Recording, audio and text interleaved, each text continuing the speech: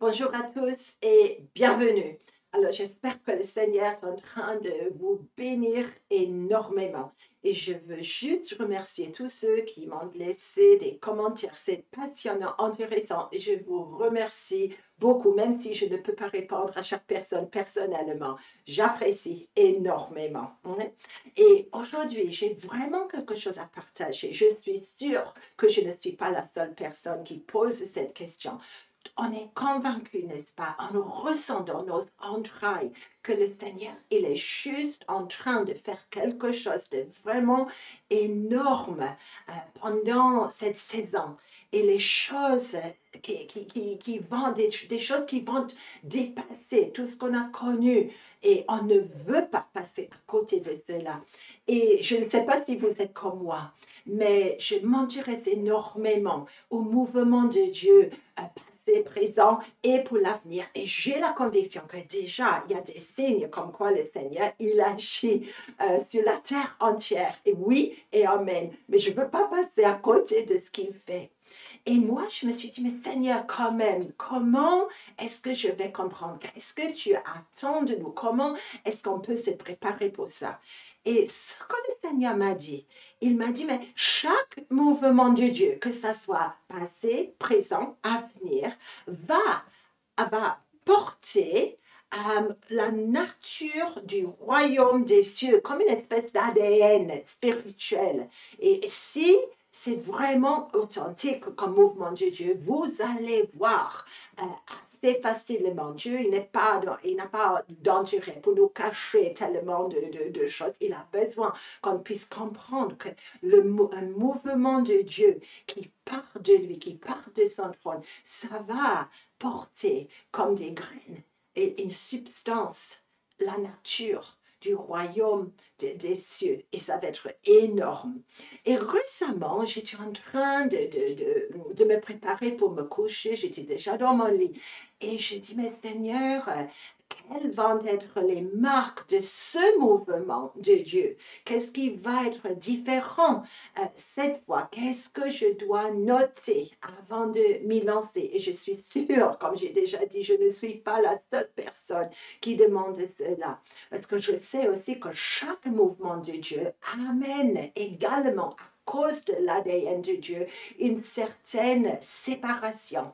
Et je suppose que je me suis endormie en réfléchissant comme ça. Mais vous savez très bien que Dieu, il continue, n'est-ce pas, par des rêves, par des visions pendant la nuit. C'est là où il achève, en effet, notre instruction.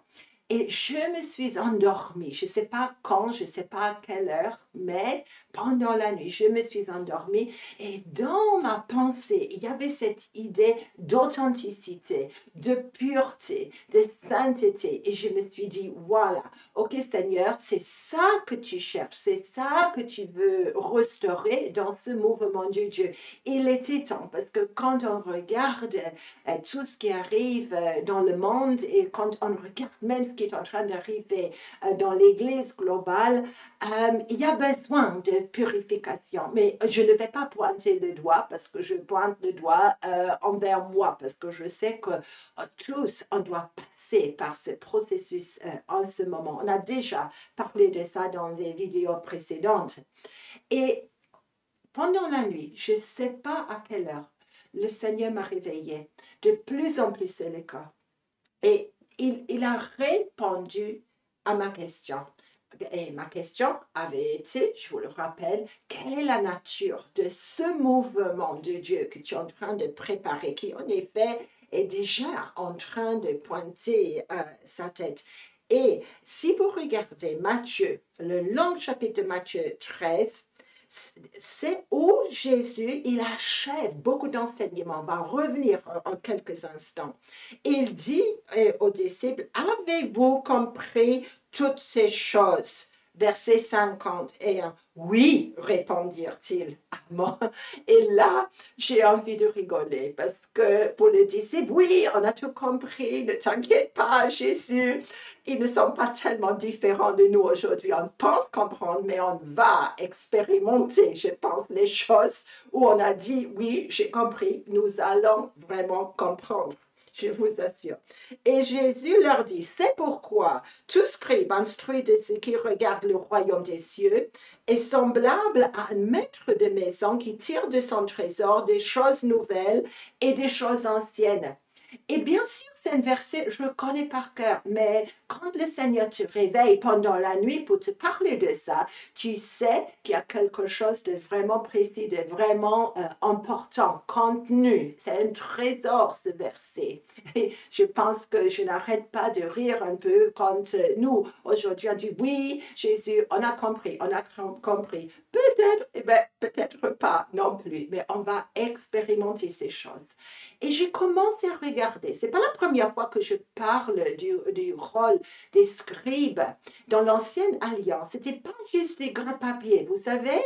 Et là, c'était les gens qui savaient quel était le contenu du trésor du temple, qui gardaient les archives et qui étaient instruits dans la loi. Et en cas de difficulté, c'était les gens vraiment instruits, des disciples dans tout ce qui concerne la loi. Et pour nous, Nouvelle Alliance, on a le même devoir, la même responsabilité. Et le Seigneur est en train de dire, mais vous aussi maintenant, je vais vous montrer comment sortir des choses anciennes et des choses nouvelles. Anciennes, ça veut dire simplement quelque chose qui est usé, quelque chose qui est ancien, mais des choses qui ont de très, très grandes valeurs, même pour nous aujourd'hui. Tout ce qui est ancien n'est pas forcément intéressant pour nous aujourd'hui, mais le Seigneur, il va vraiment donner une révélation de ces choses anciennes qui sont importantes dans le maintenant de Dieu. Et puis, il y a également des choses nouvelles. Kainos, un de mes meilleurs amis, lui, il est dans le sud de l'Angleterre, et il a décidé de donner comme nom à leur assemblée le mot kainos, assemblée kainos, parce que kainos, ça veut dire comme un vêtement nouveau qui n'a jamais été porté. Hein? Peut-être vous pouvez penser aussi à vos armoires. Vous avez acheté quelque chose, mais vous ne l'avez pas apporté encore. Et ça peut dire aussi quelque chose qui serait sans précédent et quelque chose de frais. Quand on demande un feu frais, le Seigneur, il va nous accorder ça, j'en suis sûre. Ou quelque chose d'une nouvelle espèce. Ça m'intéresse tellement. Bien sûr, ce n'est pas nouveau devant le Seigneur. Mais pour nous, ça va être quelque chose de sans précédent. Et toutes ces choses vont être importantes. Mais toutes ces choses, les choses anciennes et les choses nouvelles, doivent absolument porter l'ADN du royaume des cieux. Et il va nous donner une instruction, si nous, on est de bons scribes, de bons disciples, pour vraiment comprendre, pour tirer ces choses du trésor, pour partager avec les autres, n'est-ce pas? Et bien sûr, la Bible parle beaucoup de trésors. Et si vous voulez regarder, on n'a pas le temps parce que ce chapitre Matthieu 13 est extrêmement long, mais Jésus, en effet, il est en train de préparer les disciples pour la fin de l'âge et la séparation entre ce qui est du bon blé et ce qui est vraiment livré. Il est en train de parler de la séparation entre les méchants et les justes. Alors, c'est important. Est-ce que les disciples ont compris? Partiellement, j'en suis sûre. Mais nous aussi maintenant, et si eux, ils avaient besoin de comprendre combien, autant plus aujourd'hui, d'autant plus nous, il faut absolument qu'on commence à voir un peu ce que le Seigneur fait dans nos jours. Et bien sûr, il a parlé aussi d'un grand investissement dans le royaume des cieux. Il y a 2 paraboles que vous connaissez par cœur, mes amis, mes bien-aimés, on va les expérimenter. Le marchand qui collectionne pour vendre des perles, il voit une perle de grand prix. Il vend tout pour l'avoir. Ou le monsieur qui voit un trésor dans un champ et qui vend tout pour acheter ce champ avec le trésor. Tel est l'investissement authentique dans les choses de Dieu, les choses anciennes de valeur et les choses nouvelles qui sont peut-être tellement fraîches et sans précédent dans notre âge. Notre investissement doit être absolument total, parce que l'évangile de Dieu, c'est vraiment quelque chose d'absolu, de radical, et on va expérimenter cela. Alors, quelques versets que j'aime énormément, qui m'ont vraiment encouragé avant de prier pour tout le monde à la fin. Alors, j'aime beaucoup l'apôtre Paul, Colossiens, et ici, chapitre 2, versets 2 et 3, où l'apôtre, il est en train de prier. Il a un investissement total dans les églises. S'il les a vues, s'il ne les a pas vues, il a prié, prié, prié. Et il dit, je veux que vous sachiez combien est grand le combat que je soutiens pour vous, Colossiens, et pour ceux qui sont à Laodicée, et pour tous ceux qui n'ont pas vu mon visage en la chair, afin qu'ils aient le cœur rempli de consolation, qu'ils soient unis dans la charité, enrichis d'une pleine intelligence pour connaître le mystère de Dieu, savoir Christ, mystère dans lequel sont cachés tous les trésors de la sagesse et de la science. Vous notez bien, hein, le trésor que Dieu cherche. Et bien sûr, il n'est pas en train de sous-estimer les choses qu'il donne aux saints comme trésors, qui sont des trésors physiques, mais la Bible parle beaucoup plus des trésors de la sagesse et de la révélation. Et je pense qu'il faut dire que l'apôtre Paul, il avait été bien instruit, je pense, comme scribe. Il a le droit de le dire. Et puis, je pense beaucoup au trésor du temple. Et je suis fascinée. Je suis en train d'étudier cela en ce moment. Les trésors du temple qui sont saints, qui sont consacrés en métal précieux, en or et en argent. Et vous vous souvenez ce qui est arrivé à Babylone quand un roi impur essaie de toucher ces ustensiles saints comme ça, malheur à ça. Je suis en train de penser à Ésaïe 45, verset 3, où il est mention des trésors des ténèbres. Proverbe 21 et verset 20, ça donne la peine de regarder. Il y a un trésor dans la demeure des sages, pas forcément des choses de grande valeur selon l'estimation de ce monde, mais il y a un lien avec la sagesse divine, avec la révélation divine. Et ce qui m'a vraiment impacté cette semaine, je pense que comme vous avez beaucoup regardé les actualités parce que ça change de moment en moment. Ésaïe 33, verset 6 dit « Tes jours seront en sûreté », c'est-à-dire il y a une stabilité, ça dépend de la version. La sagesse et l'intelligence sont une source de salut. La crainte de l'Éternel, c'est là le trésor de Sion. Ouais, la crainte de Dieu. Et je pense que ce mouvement va être beaucoup marqué par la crainte de l'Éternel.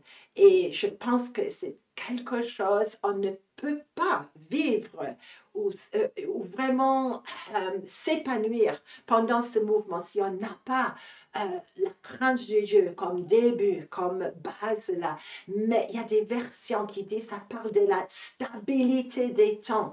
C'est-à-dire que la seule stabilité des temps, et si nous regardons les temps par lesquels on passe, c'est énorme, les changements de jour en jour. Et si nous voulons voir la stabilité dans nos temps, c'est dans la sagesse divine. Le trésor, c'est là, dans la crainte de Dieu aussi. Matthieu 6, verset 21. Où se trouve ton trésor, se trouve aussi ton cœur. Investissement majeur, total.